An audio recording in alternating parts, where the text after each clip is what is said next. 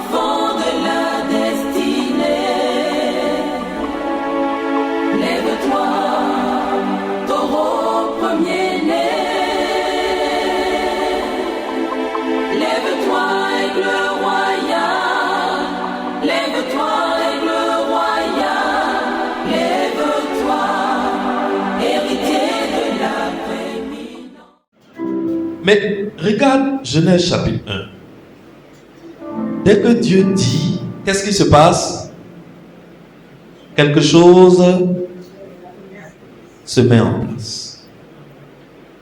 Dès que Dieu dit, quelque chose se met en place. Dieu, il regarde la terre informe et vive. Il ne se plaint pas. Il regarde la terre, il voit le chaos, mais il ne se préoccupe pas du chaos. Il se préoccupe de quoi? Il se préoccupe de la restauration de la terre. Dis après moi, la restauration. Quand Dieu dit, qu'est-ce qui se passe? Quelque chose se restaure. Quand la parole de Dieu vient, il y a restauration. Et Dieu, quand il voyait la terre, lui, il ne voyait que la nouvelle création qui sera produite par sa parole, parce qu'il sait ce qu'il a en main. Donc lui, il ne voyait que la nouvelle création. Et Dieu n'a pas passé son temps à,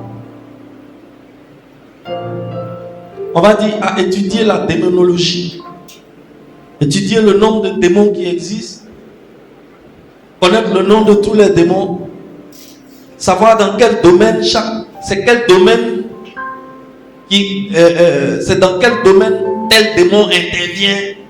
Il n'a pas pris des années pour faire ça. Il n'a pas pris des années pour faire ça.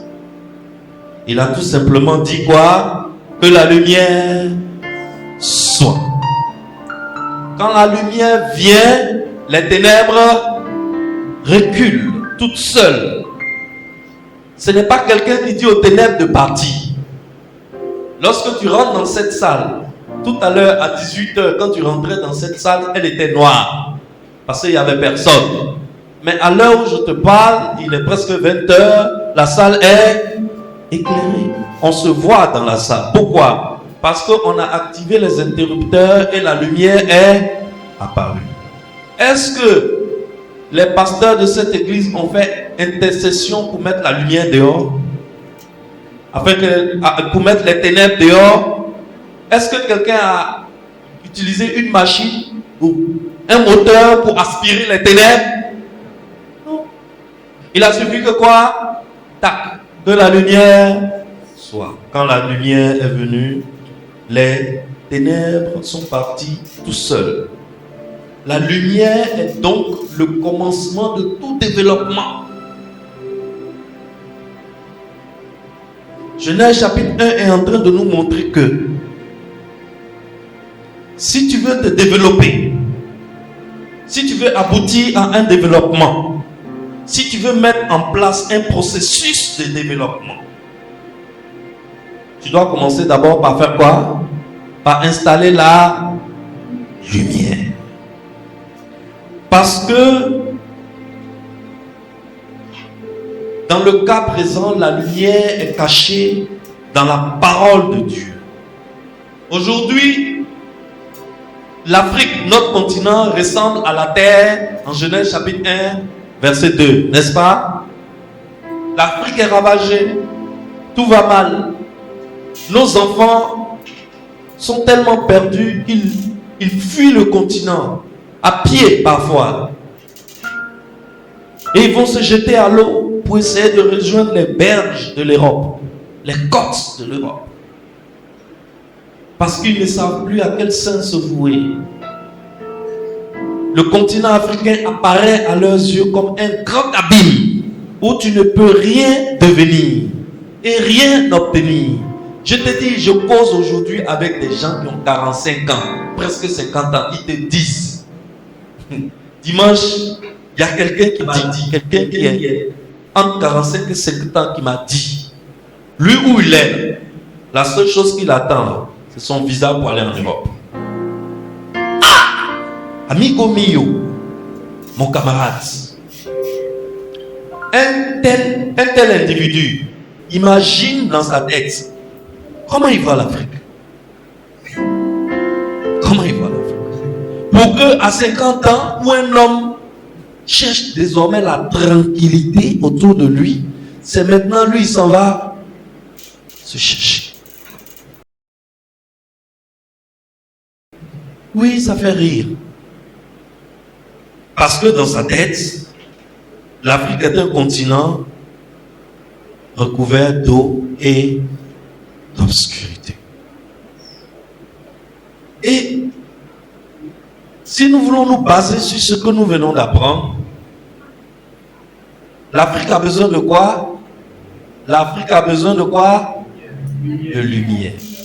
L'Afrique a besoin d'abord de la lumière. Où se trouve la lumière? La lumière se trouve où? À l'intérieur de la parole de Dieu. Et aujourd'hui, l'Afrique prêche la parole de Dieu. Vrai ou faux? De tous les 6 continents qui existent, quel est le continent sur lequel l'évangile se répand de plus en plus vite? C'est lequel? Où les églises s'implantent de plus en plus vite? Où les hommes se convertissent de plus en plus vite?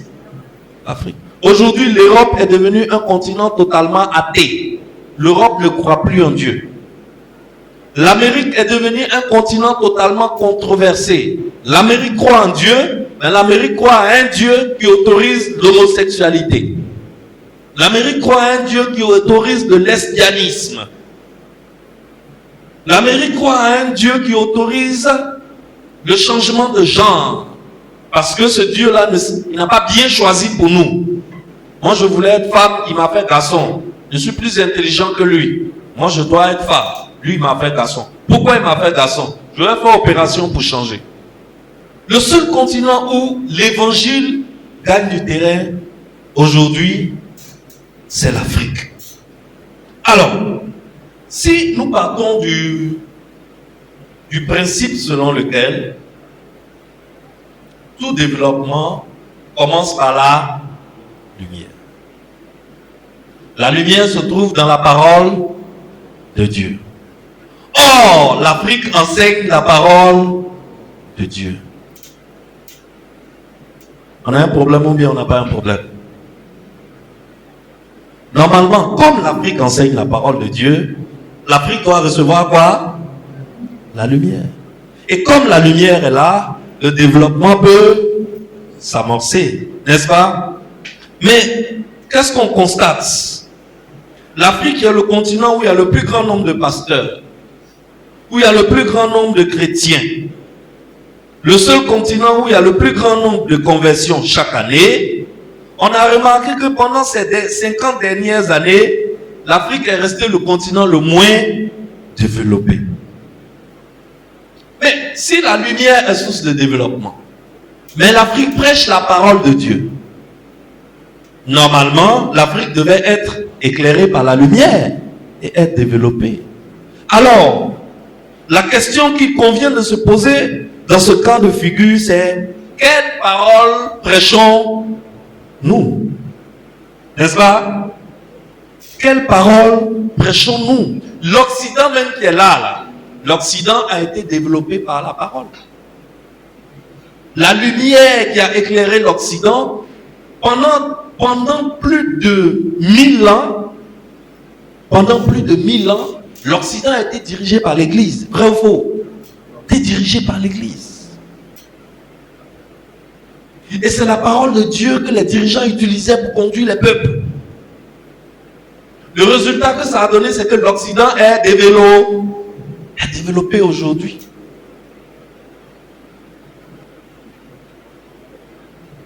Alors, nous devons faire attention dans nos églises. Lorsque nous sommes sur nos chaires, lorsque nous prêchons, nous devons nous atteler à prêcher quoi? La parole de Dieu. Rien que la parole de Dieu. Lorsque nous sommes sur les réseaux sociaux, il s'agit de prêcher la parole de Dieu. Il s'agit de prêcher et Dieu dit. Et non des sagesses humaines. Et non des philosophies humaines. Prêchons la parole et non la morale et l'éthique. Ne confondons pas morale et évangile. La morale, c'est ce qui est bien. Donc, on enseigne aux gens à faire ce qui est bien. Tu sais, ceux qui font ça le mieux, ce sont les écoles et les universités. Ce n'est pas l'église. Ce n'est pas l'église qui est chargée d'enseigner aux gens ce qui est bien. Enseigner le bien, ça s'appelle la morale. C'est de l'éthique. Le rôle de l'église, c'est de prêcher l'évangile. Jésus-Christ, de prêcher Jésus-Christ, de prêcher Jésus-Christ crucifié. C'est là que la lumière commence. La lumière ne commence pas par qu'est-ce qui est bien, qu'est-ce qui est mal. Ça ne contient pas la lumière. Parce que le principe du bien et du mal est relatif à chaque homme.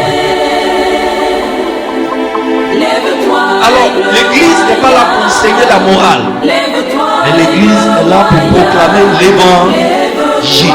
C'est l'évangile qui contient la lumière. Lorsque l'évangile est annoncé, la lumière vient. Et là où il y a la lumière, il y a développement.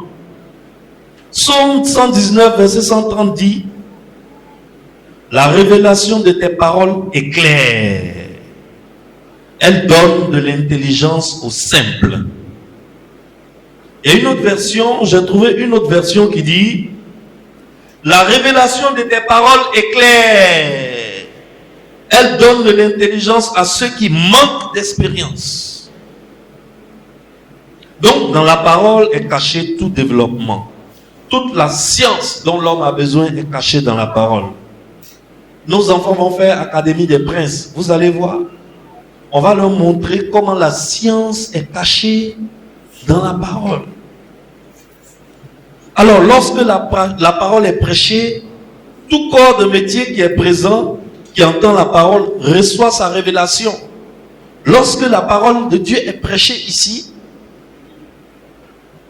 l'étudiant qui est là, il entend la parole de Dieu, il y a quelque chose qui s'éclaire dans sa tête, il dit: je n'avais pas vu ça.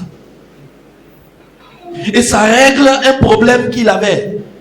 Ça règle une situation qui le bloquait. Mais il y a l'homme d'affaires aussi qui est dans l'église, qui entend la même parole, qui entend la parole de Dieu. Il était sujet à des blocages. Il était sujet à des situations insolvables. Et il entend la parole de Dieu.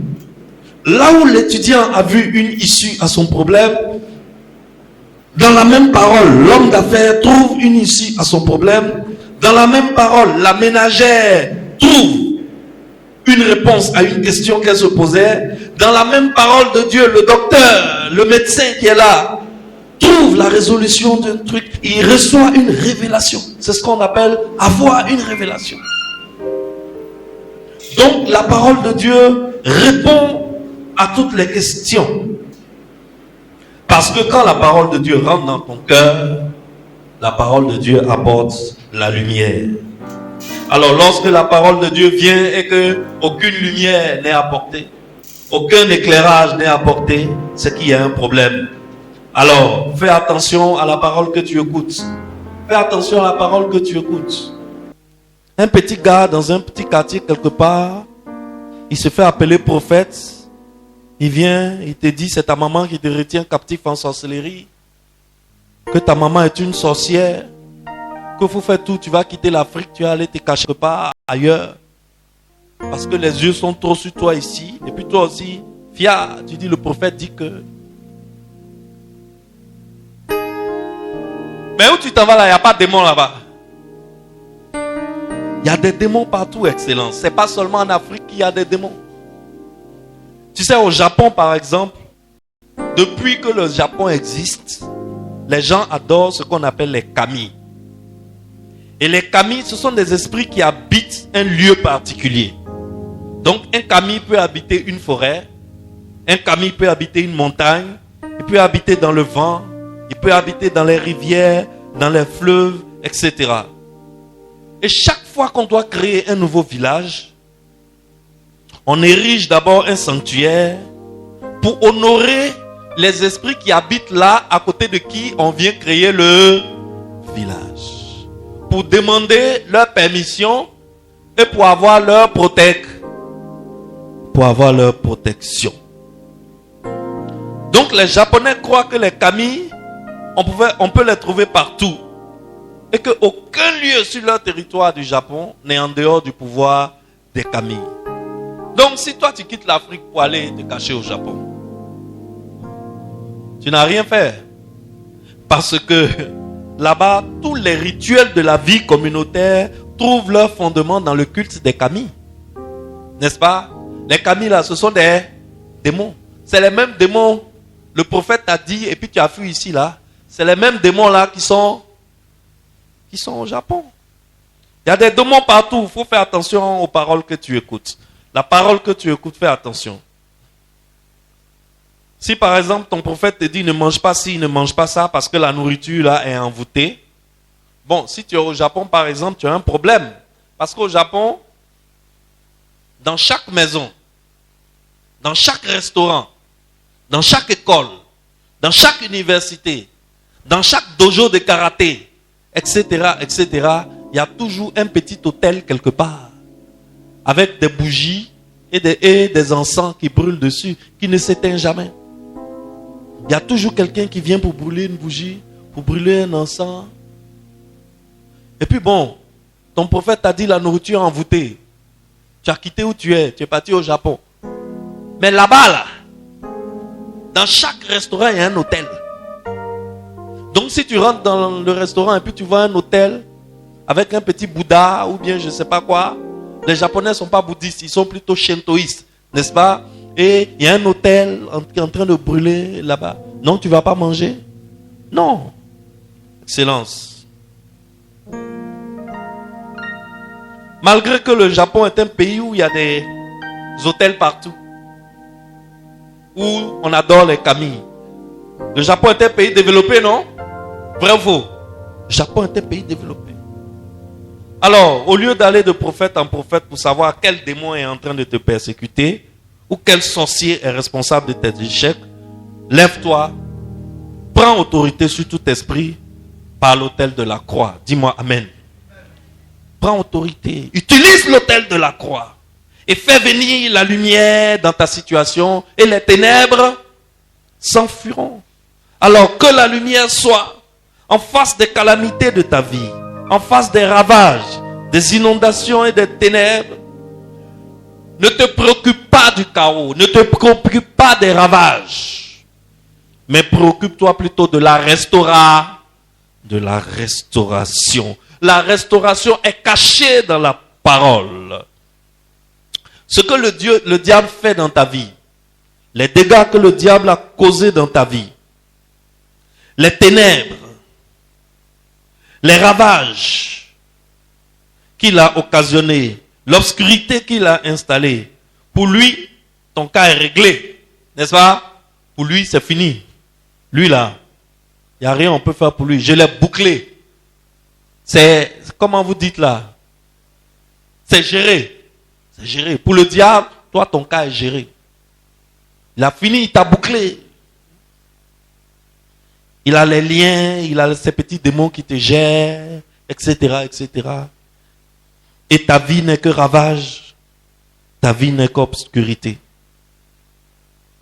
Ton étoile est éteinte. La terre aussi était dans cet état, excellence. Et quand Dieu est venu, Dieu a dit quoi? Que la lumière soit. Et maintenant que la lumière est sur la terre, quand Dieu a dit que la lumière soit, maintenant que la lumière est sur la terre maintenant, Dieu peut la réaménager. Dieu peut développer la terre. Alors, qu'est-ce que Dieu va dire?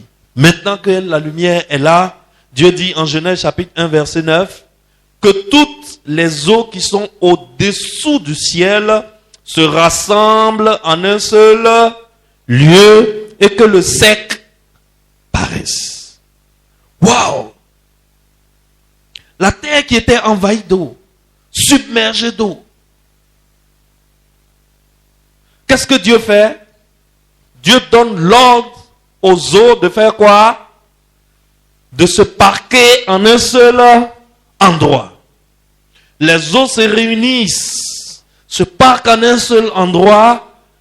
Qu'est-ce qui suit? Et automatiquement, on voit que la terre qui était cachée fait quoi? Elle commence à apparaître, elle commence à surnager. Alors, quand la lumière de Dieu commence à travailler, la terre apparaît. Fils de Dieu, je veux te dire que ta terre apparaîtra. Dis-moi Amen. La gloire de Dieu sur ta vie apparaîtra. L'abîme que le diable a causé et les ténèbres qui recouvrent ta vie, je déclare ce soir que la lumière soit. Ta délivrance s'annonce. Dis-moi Amen. On verra ta terre. Dis après moi, on verra ma terre. Mes finances émergeront. Mes affaires émergeront. Oh, on verra ma terre. Ma santé refleurira. Excellence. Pour revenir à l'Afrique, je veux dire à mon continent l'Afrique. Oh, mon continent l'Afrique. Toutes les eaux qui te submergent en tout ce moment. Toutes ces nations puissantes, qui sont puissantes militairement, qui sont puissantes économiquement, qui te recouvrent et qui sont en train de te vider de toutes tes ressources. Dieu va leur donner l'ordre de se rassembler en un seul endroit. Dieu va les contraindre en un seul endroit. Et la terre de l'Afrique aussi apparaîtra. Dieu va limiter leur mouvement. Je prophétise sur l'Afrique. L'Afrique émergera. Aujourd'hui, on voit l'obscurité. Quand on regarde l'Afrique, on voit les ténèbres. On voit l'Afrique submergée des eaux. Mais je déclare que la terre de l'Afrique que le diable a cachée émergera. Excellence, ta terre que le diable a cachée émergera. Ta destinée émergera.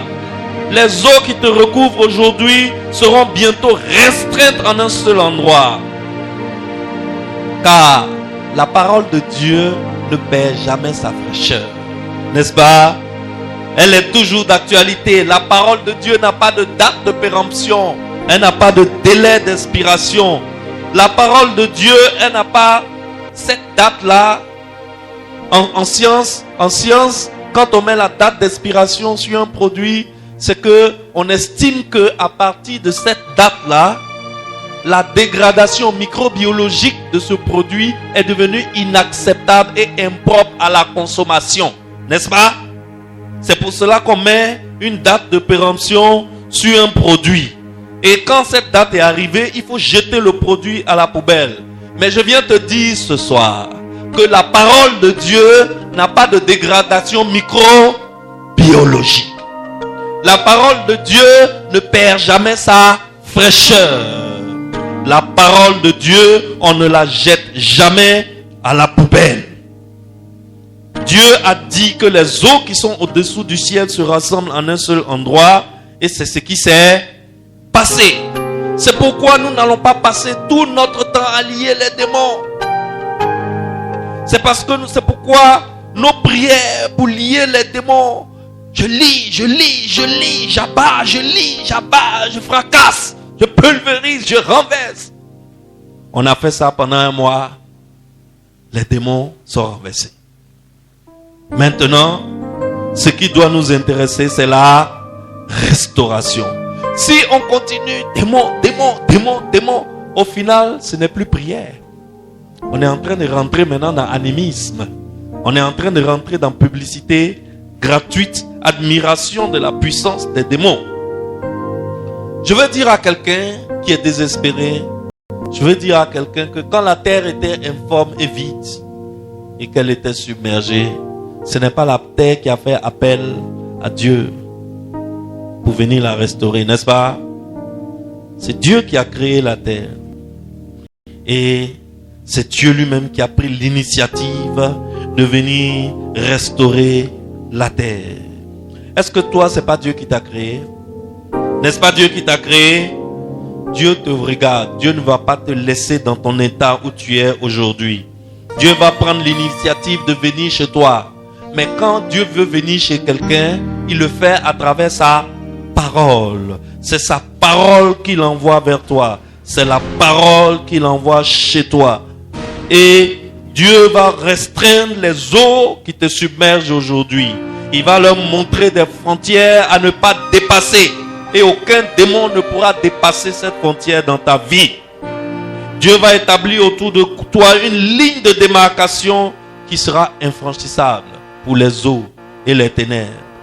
Et voilà un endroit qui autrefois, où régnaient les abîmes, où régnait l'obscurité. Voilà cet endroit, Dieu dit que la terre apparaisse.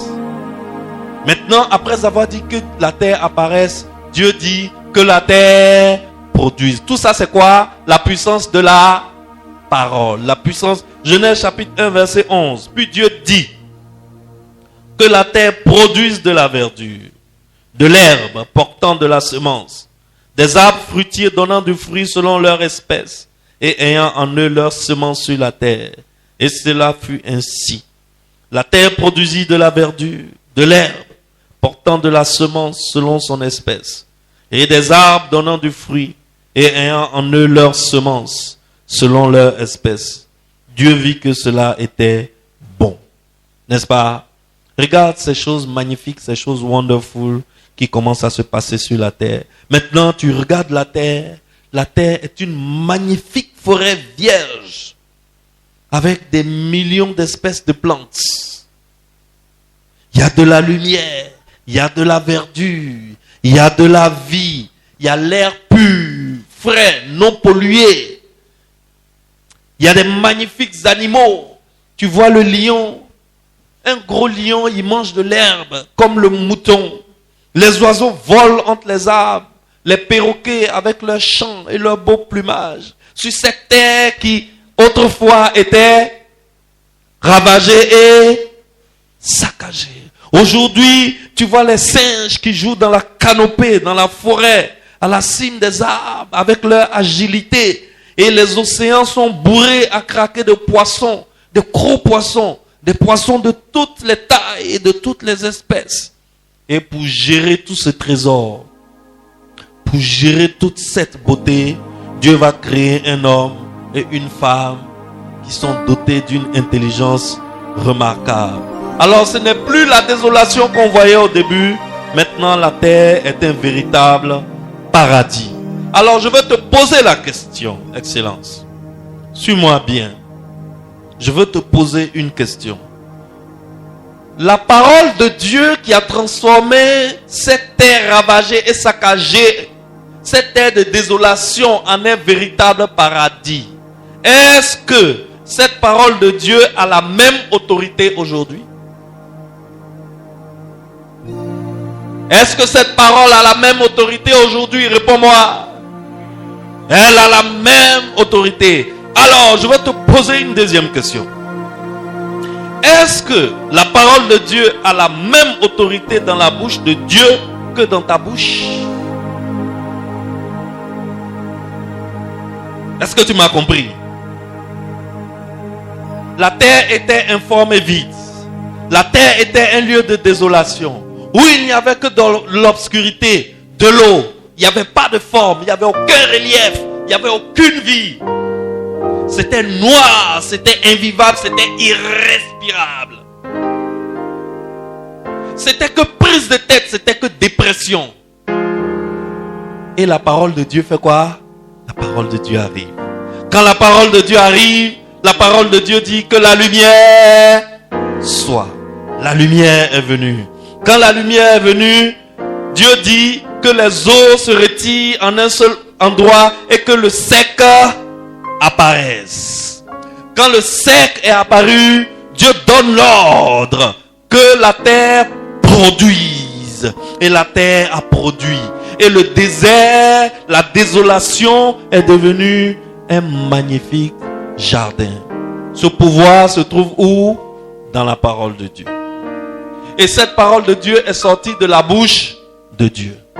La question que je suis en train de te poser, est-ce que la parole de Dieu qui sort de la bouche de Dieu a le même pouvoir, la même puissance que la parole de Dieu qui sort de toi, ta bouche?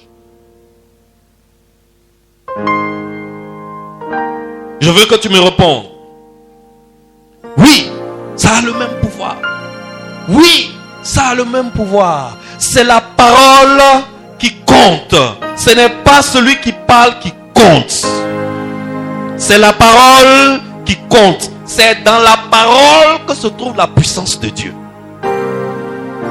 Donc, que ce soit Dieu qui prononce sa parole, il y a de la puissance dedans. Que ce soit toi qui prononces la parole de Dieu, il y a la puissance dedans. Dis-moi amen bien. C'est dans la parole qu'il a la puissance. La parole de Dieu n'est pas dans l'homme qui parle. La puissance de la parole de Dieu n'est pas dans l'homme qui parle. La puissance de la parole de Dieu se trouve dans la parole qui est proclamée. Et chaque personne ici peut proclamer la parole, n'est-ce pas? On a fait près de 6 ou 7 cultes. On a fait que proclamer la parole sur nos vies. Parce que c'est aujourd'hui que tu comprends l'importance de ce que tu proclames. De ce que tu proclamais. Parce que la puissance qui est dans la parole que tu proclames est la même puissance qui est dans la parole que Dieu lui-même libère. Parce que ce n'est pas celui qui libère la parole qui compte. C'est la nature de la parole qui est libérée, qui est d'être puissante. Est-ce que quelqu'un me suit? Un jour, il y a un prophète, le prophète Élisée, devant une situation, 3 ans et demi de famine. Il n'y avait plus rien à manger en Israël. Les femmes faisaient tontine pour donner leurs enfants pour préparer pour manger. C'est dégueulasse, non? Aujourd'hui, on mange l'enfant de Nadège. Mais demain, on va manger l'enfant de Priva. Je ne veux pas dire Régis. Parce que le fils de Régis, c'est mon prédicateur. Excellent, c'est dégoûtant. Et le prophète arrive. Le roi dit, mais n'y a-t-il pas un prophète en Israël? Comment ça se peut qu'il y ait un prophète en Israël pour qu'on en arrive à une situation où les femmes cotisent leurs enfants pour manger? Si le prophète ne dit rien, coupez-lui la tête. Le prophète Élisée arrive.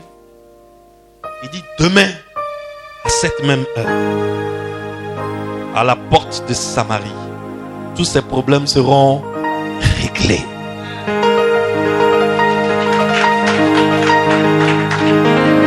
Oh, Excellence, j'aime ta foi.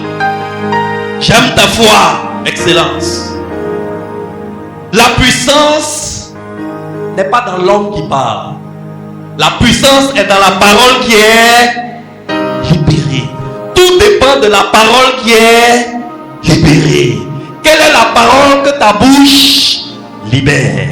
Si c'est la parole de Dieu, elle contient la puissance de Dieu. Et dans le livre de 2 Rois 7, le lendemain, effectivement, à l'heure où le prophète a donné rendez-vous, le problème de famine, le problème économique et financier de tout un pays a été réglé le lendemain à la même heure. Pourquoi? Parce qu'un homme a libéré la parole de Dieu. Il y a la puissance dans la parole de Dieu. Un jour, Dieu a dit à un prophète, le prophète Ézéchiel. Le prophète Ézéchiel, il montrait des ossements desséchés à Dieu.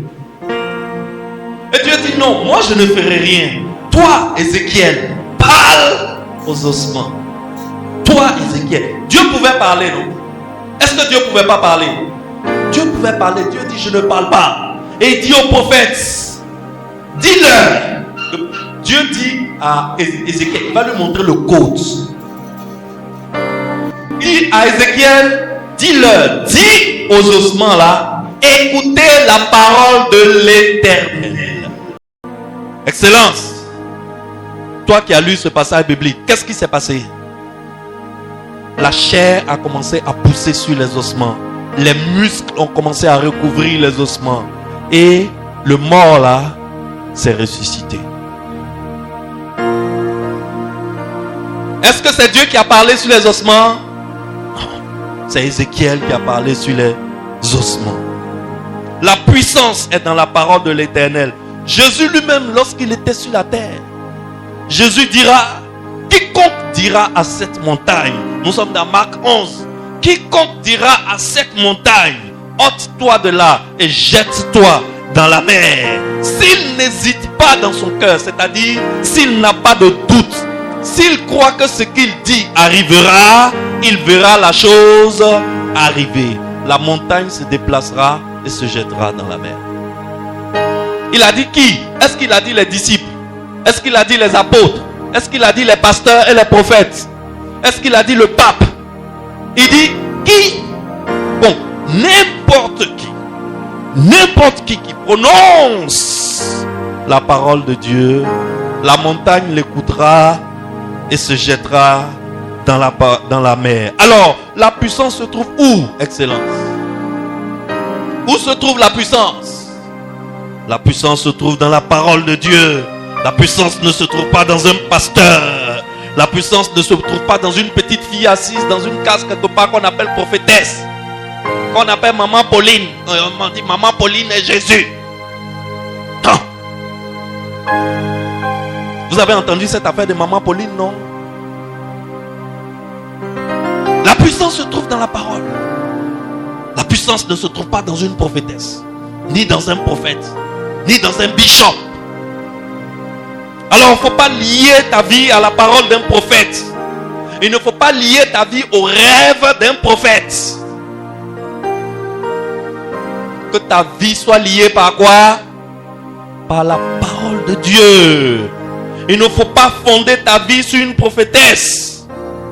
Quand tu lis Genèse là, quand on a lu Genèse là, partout on dit et Dieu dit, puis Dieu dit, et Dieu dit aussi, et Dieu dit encore. Mais tout ce qui nous intéresse c'est et Dieu dit. Alors que ta vie soit fondée par et Dieu dit. Si quelqu'un vient et puis il dit voilà le rêve que j'ai fait pour toi, que j'ai fait sur toi, etc., etc., dis-lui et Dieu dit quoi? Ne dis pas aujourd'hui dans nos églises, on dit mais le prophète dit quoi? Que pense le prophète?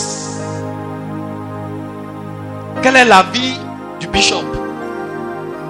Excellence, l'avis du bishop, ça ne nous intéresse pas. Que dit Dieu? Que dit Dieu? Lève la main et dis après moi, et Dieu dit. Et Dieu dit. Excellence, ma vie est fondée sur et Dieu dit. Dis-moi amen. Déclare avec moi, mes finances sont fondées par et Dieu dit. Mes affaires sont fondées par et Dieu dit. Ma santé est fondée par et Dieu dit. Excellence, ce que Dieu dit, personne ne peut le changer. Dis-moi amen. Aucune situation, aucune circonstance ne peut renverser et Dieu dit. Dis-moi amen. Les pasteurs commençaient à partager la scène. Aucune situation ne peut renverser et Dieu dit. Aucune situation. Excellence. Aucune situation ne peut renverser et Dieu dit. Quelle est cette situation? Comment s'appelle cette situation qui te poursuit, qui te fatigue? Quelle est cette situation qui te persécute depuis des années. Aucune situation ne résiste à et Dieu dit. Oppose la parole de Dieu à ta situation. C'est dans la parole de Dieu que se trouve la puissance. La puissance ne se trouve pas dans un homme. Qu'il soit pasteur, qu'il soit prophète, qu'elle soit prophétesse, qu'il soit superintendant, archigénéral, qu'il soit bishop, archbishop, méga bishop, trishop, etc. Mais la puissance se trouve dans la parole de Dieu. Qu'est-ce que Dieu a dit? Excellence, il y a une parole de Dieu qui a été libérée sur toi. Dis-moi Amen.